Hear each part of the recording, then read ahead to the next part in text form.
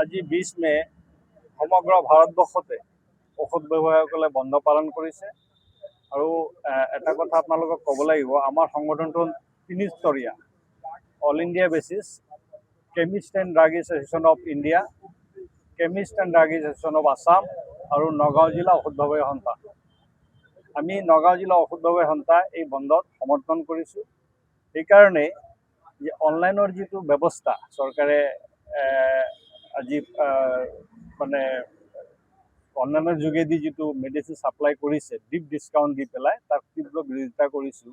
সেইকাৰণে যে অনলাইনত দেখা গৈছে বহুতো স্পুৰিয়াছ ড্ৰাগ বা ডুপ্লিকেট মেডিচিন মানুহৰ ওচৰত আহিছে। আপোনালোকে সময়ে সময়ে টিভিত বা বিভিন্ন পত্ৰিকাত পাইছে যে অনলাইনৰ গোডাউনবিলাকতে নয়ডা হওক, আপোনাৰ গাজিয়াবাদ হওক, ইউপিত হওক, বহুতো এনেকৈ কোটি কোটি টকাৰ অনলাইন মানে স্পুৰিয়াছ ড্ৰাগ ধৰা পৰিছে। আমি অনলাইনৰ জৰিয়তে যিবিলাক মেডিচিন আহে, আমি তাত নিৰূপণ কেনেকৈ কৰিম যে এইটো কিমান সত্যতা তাত আছে। আমি ওচৰৰ ফাৰ্মাচী এখনৰ পৰা যেতিয়া আমি এটা মেডিচিন কিনিম, আমি এটা চিনাকি হয়, আমি সদায় এটা ভাল মেডিচিন দিবলৈ আমি চেষ্টা কৰোঁ। তেওঁলোকে এটা কথা আপোনালোকে মই ক'ব বিচাৰিছোঁ, প্ৰাইচটো কিন্তু চৰকাৰে নিৰূপণ কৰে, আমি নিৰূপণ নকৰোঁ। আমাৰ যিটো প্ৰফিট মাৰ্জিন হওক বা মেডিচিনৰ যিটো MRP হওক, এইটো চৰকাৰেহে নিৰূপণ কৰে। তাত এটা আপোনাৰ NPPA বুলি এটা সংস্থা আছে, individual national price authority of India, তেওঁলোকেহে আপোনাৰ আমাৰ যিটো মাৰ্জিন ৰিটেইলাৰৰ 16 to 20 আৰু হ'লচেলৰ 8 to 10% মাৰ্জিনটো নিৰূপণ কৰে। তাৰ ওপৰত অনলাইনে কেনেকৈ 50%, 60% দিব পাৰে, তাত এটা সন্দেহ থাকি যায়। আৰু আমি কিছুমান লাইচেঞ্চৰ আণ্ডাৰত থাকিয়ে এই ব্যৱসায়টো আমি কৰি আছোঁ। বহুতো নিয়ম নীতিৰ মাজত আমি এই ব্যৱসায়টো কৰি আছোঁ। যেনে এটা প্ৰেছক্ৰিপশ্যন আপোনাৰ যেতিয়া আহে আমাৰ লোকেলত, আমি এইটো ভালকৈ চাওঁ কেতিয়াৰ প্ৰেছক্ৰিপশ্যন, কি মেডিচিন ডক্টৰে লিখিছে, কেনেকৈ তাত ব্যৱহাৰ কৰিব, আমি এটা ফাৰ্মাচীৰ আণ্ডাৰত বুজাই দিয়া হয় সদায়। গতিকে অনলাইনত সেই প্ৰভিজনটো কিন্তু নাই।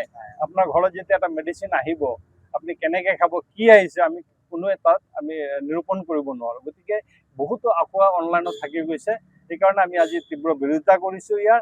আৰু বাকী যিবিলাক আপোনাৰ আমাৰ ক'ভিডৰ সময়ত এটা আইন আনিছিলে চৰকাৰে, GSR 2000, যে যিহেতু ক'ভিডৰ সময়ত মানুহবিলাক ওলাই আহিব নোৱাৰে, ঘৰত এটা ছাপ্লাই দিয়াৰ ব্যৱস্থা কৰিছিলে।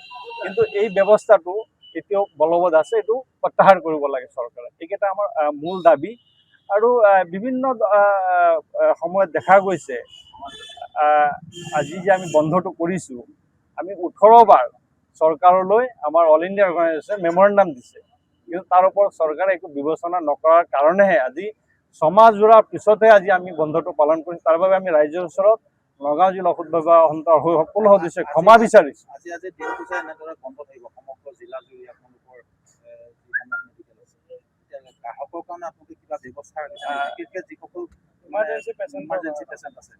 তাৰ কাৰণে চাওক, আমি প্ৰথমে ৰাইজৰ ওচৰত ক্ষমা প্ৰাৰ্থী। ৰাইজে যেতিয়া অসুবিধা নাপায়, আমি প্ৰত্যেকখন নাৰ্ছিং হোমত এখনকৈ ফাৰ্মাচী খোলা আছে। তাৰপিছত আমাৰ চিভিল হস্পিটেল নগাঁৱৰ ওচৰত এখন খোলা আছে, খবৰগাঁও বজাৰত এখন খোলা আছে, আমাৰ মেডিকেলৰ ওচৰত 2খন ফাৰ্মাচী খোলা আছে। গতিকে ৰাইজে যাতে অসুবিধা নাপায়, তাৰ কাৰণে বিভিন্ন কৰ্ণাৰত য'ত আমি এখনকৈ 4খনমান ফাৰ্মাচী খুলি দিয়া হৈছে। আৰু আমি নাম্বাৰ দি দিয়া হৈছে, কিবা এমাৰ্জেঞ্চি হয় আমি খুলি পেলাই আহোঁ, ৰাইজক সহায় কৰিম মেডিচিন দি পেলাই। জিলা ভিত্তিত আমি তেনেকুৱা ইমাৰ্জেঞ্চি পেচেণ্টৰ যিখিনি হ'ব, তেনেকুৱা কাৰণে আমি সুবিধা ৰাখিছোঁ যাতে তৎকালীনভাৱে আমি তেওঁলোকক সেৱা কৰিব পাৰোঁ। সেইকাৰণে আমাৰ যিবিলাক মেজৰ পইণ্ট, যেনে ধৰক চিভিল হস্পিটেল, মেডিকেল কলেজ, এইবিলাকত আমি ফাৰ্মাচী সেইমতে 2খন এখনকৈ আমি খোলা ৰাখিছোঁ। আৰু নাৰ্ছিং হোমবিলাকৰ ভিতৰত ইনডোৰ যিবিলাক ফাৰ্মাচী আছে, এইবিলাক খোলা থাকিব, জনঔষধি খোলা থাকিব। তাৰপিছতে আমাৰ তেনেকৈ ঠিক ঠায়ে ঠায়ে কিছুমান চেণ্টাৰ পইণ্টত আমি 2-এখনকৈ খোলা ৰাখিছোঁ। আৰু আমাৰ বেনাৰবিলাক আমি যিবিলাক পোষ্টাৰ যিবিলাক মাৰিছোঁ, তাত আমি ফোন নম্বৰ দি দিছোঁ।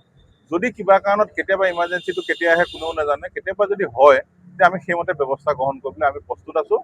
আৰু যিকেইখন খোলা আছে তাত ধৰক কিবা এটা লাইফ ছেভিং ড্ৰাগ এটা নাই, কিবা কাৰণত আমাৰ ডিষ্ট্ৰিবিউটৰ সকলো বন্ধ আছে, কিবা কাৰণত নাই, ডক্টৰে যদি কয় যে নাই এইটো নহ'লে নহয়, তেতিয়া আমি ডিষ্ট্ৰিবিউটৰ খুলি হ'লেও দিম।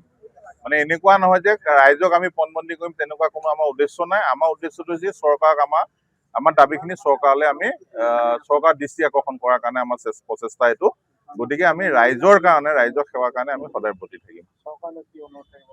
চৰকাৰলৈ আমাৰ এটাই অনুৰোধ, তেওঁলোকে আমাৰ যি থলুৱা ঔষধ ব্যৱসায়ীসকল আছে তেওঁলোকৰ ঔষধ ব্যৱসায়ৰ লগত জড়িত এই 5 কোটি জনসাধাৰণ যি আছে ভাৰতবৰ্ষ জুৰি, জনসাধাৰণৰ প্ৰতি এটা দৃষ্টি আকৰ্ষণ কৰিব লাগে আৰু তেওঁলোকৰ জীৱিকা আৰু নিৰাপত্তা সুনিশ্চিত কৰিব লাগে। অনলাইন ব্যৱস্থাটো যিটো অবৈধ বুলিয়ে ক'ব পাৰি এক প্ৰকাৰৰ, তাৰ কোনো লাইচেঞ্চ আজিলৈকে চৰকাৰে ইছ্যু কৰা নাই বা তেনেকুৱা ধৰণৰ ব্যৱস্থা নাই, সেইটো বন্ধ কৰিব লাগে। আৰু দ্বিতীয়তে অনলাইনত যিটো নিচাযুক্ত ঔষধে হওক, ভেজাল ঔষধে হওক, যিটো সুলভ সহজলভ্যতা মানে মই এইটো ক'ব বিচাৰিছো, আপুনি এখন ডুপ্লিকেট প্ৰেছক্ৰিপশ্যন আনি আমাৰ ফাৰ্মাচীৰ পৰা আপুনি মাল নিব নোৱাৰে, কিন্তু তেওঁলোকে তাত যিকোনো এখন প্ৰেছক্ৰিপশ্যন তাত দি পেলাই তেনেকুৱা ধৰণৰ ঔষধবিলাক পাৰ্চেছ কৰিব পাৰে, যাৰ ফলত সমাজৰ যুৱচামৰ বিৰূপ প্ৰভাৱ পৰিছে। সেই প্ৰভাৱ মুক্ত কৰি এখন সুস্থ সমাজ গঢ়িবৰ কাৰণে চৰকাৰৰ প্ৰতি মই আহ্বান জনালো। যিকোনো খবৰৰ বাবে যোগাযোগ কৰক আমাৰ এই নম্বৰত 9181 307 221।